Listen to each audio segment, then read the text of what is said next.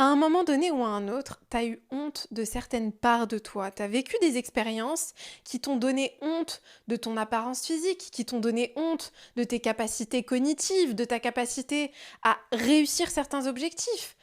À un moment donné ou à un autre, tu as vécu des expériences qui t'ont donné honte, qui t'ont donné peut-être honte de ton apparence physique, de ton intelligence, de certains traits de caractère que tu peux avoir, et donc pour t'en protéger, tu as développé ce mécanisme du perfectionnisme où tu t'es mis en tête que pour te protéger de la honte, de l'humiliation, du rejet, de l'abandon des autres, il fallait que tu sois parfait.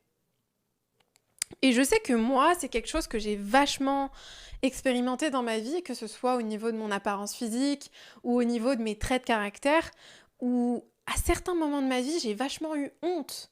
Quand j'étais à l'école et que je me faisais harceler, j'avais honte. J'avais honte parce que je me sentais trop timide. J'avais honte parce que j'osais pas prendre la parole. J'étais pas quelqu'un d'extraverti. Je criais pas dans tous les sens. J'étais pas comme les autres camarades que j'avais à l'école. Donc j'avais honte de moi et surtout quand on se moquait de moi, quand on se moquait de ma timidité, de ma sensibilité, bah ça renforçait ce sentiment de honte.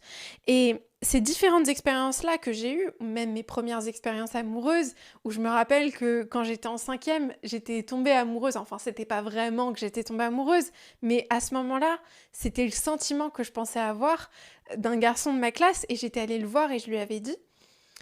Et il m'avait gentiment dit que lui, il n'était pas intéressé. Et à ce moment-là, je me rappelle que j'ai eu tellement honte. J'ai eu honte de prendre de la place, de me montrer devant les gens, de me montrer devant un garçon et d'être vulnérable devant les autres.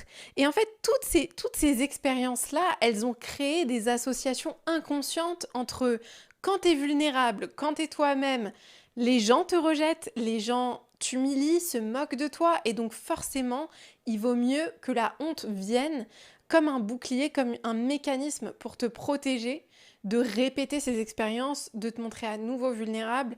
Et donc, ce perfectionnisme-là, il est venu me protéger au fur et à mesure du temps. J'ai pas pris de risques, j'ai commencé à me protéger en évitant de me remontrer devant les gens, d'ouvrir mon cœur à nouveau par rapport à différentes expériences que j'ai eues.